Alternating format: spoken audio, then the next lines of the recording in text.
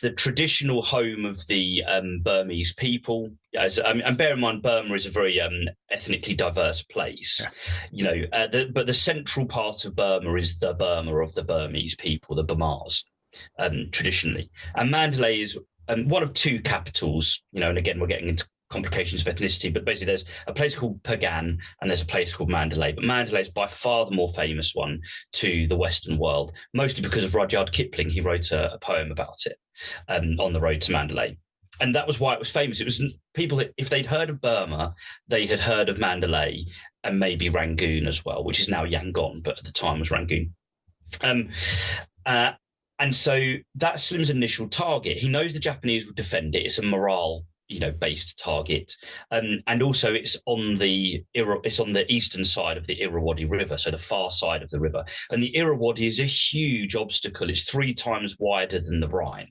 And we think of the psychological effect that the Rhine has in the German psyche. That final bastion of defence. Going back to Roman times, it's been that great bastion. And the Irrawaddy is 3 times wider, and shifting sands. It's not particularly fast moving, but it's powerful, and it cuts through the middle of Burma. And there's the northern dry belt I've referred to already, where Slim wants to destroy the Japanese. And then Mandalay is on the eastern side of that river, and there's another dry belt as well. And this is where Meiktila comes in, because what happens is Kimura, Haitaro Kimura, the lieutenant general who's in charge of the Japanese army, Burma Area Army it's called, he doesn't play to Slim's tune. He's a new commander to the theatre because of the failure at Imphal. A lot of the leadership has been culled, and Kimura is the replacement. And he had been in the Ministry of War in Tokyo in 1943 up to this point.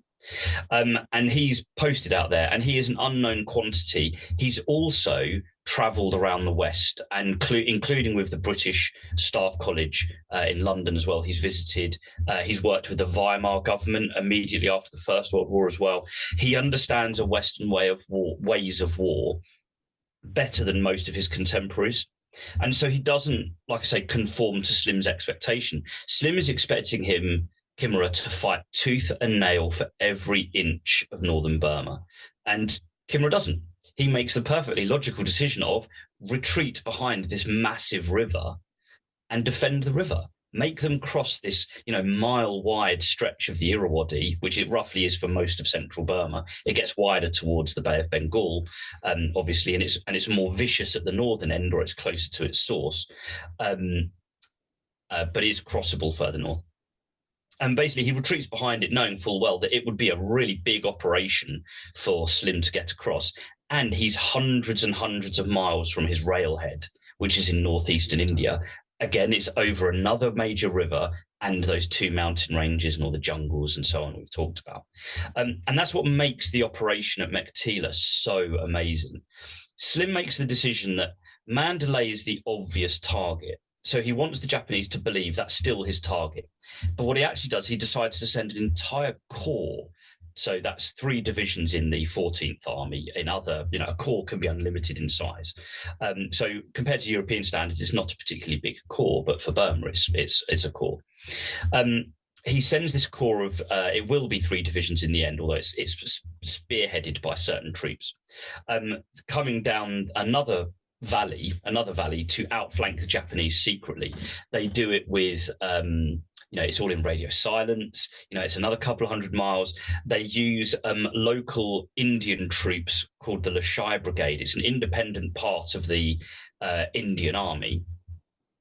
So it's not part of any corps. It belongs to Slim on a personal level as the commander of the entire army.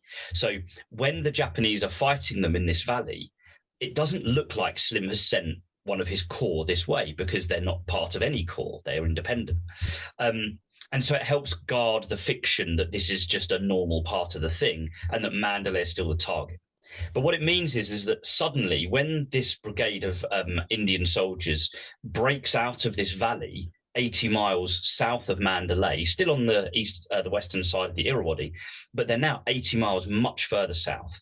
And Slim's plan is to cross the Irrawaddy, capture this town of Meiktila, knowing full well that firstly, the Japanese will have sent loads of reinforcements to Mandalay, which is 80 miles to the north.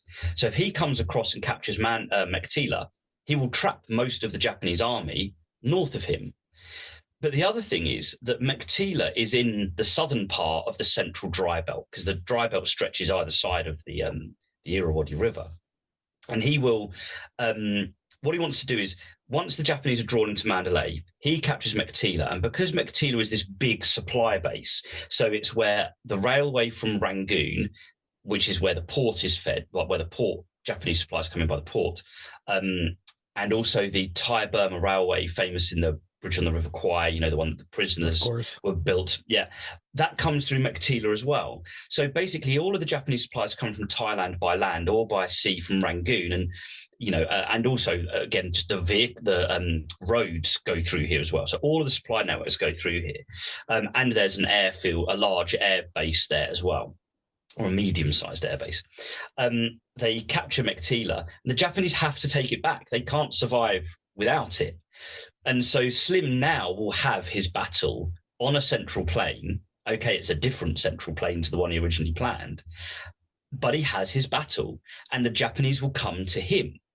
And so he assigns a guy called Cowan, and rather romantically in a way, Cowan is the commander of the 17th Indian Division. Now, again, listeners might remember earlier in this pod, they were the guys that were sent to Burma at the very beginning of the war and were kicked all the way out. They fought tenaciously in the Battle of Imphal, and now they kind of have the honour, as it were, to be the division that takes this masterstroke. And the reason why it's such a masterstroke, and again, this was back to the name, Thunder Run, when they cross the Irrawaddy, which is a huge operation, which we probably don't have time to go into too much now, but I do talk about it a lot in the book, is to punch this 17th Indian Division with a brigade of tanks, so about 120 tanks, because it's a weak brigade, it's only 2 regiments. They punch them across the desert from the Irrawaddy River to Meiktila, but they have no intention whatsoever of having a supply line. So this grouping of about 17,000 men, 16,000 men, plus the tanks as well, 3,000 vehicles in total. And the whole thing will be supplied 100% by C-47s, many of them of the United States Army Air Force, and also the RAF and Indian Air Force as well. But a huge number of them Americans. There are a couple of Americans that I follow in the book as well, and some Canadians as well as African and Indian soldiers, and obviously the British soldiers.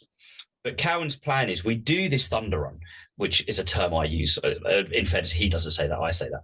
He punches through 80 miles behind Japanese lines, and they will be supplied by air for 6 weeks and basically defend themselves when the Japanese counterattack. And between the battle that's going on at Mandalay, which is another brilliant story if we had time for it, and Meiktila, 80 miles to the south, the Japanese will be crushed between the two.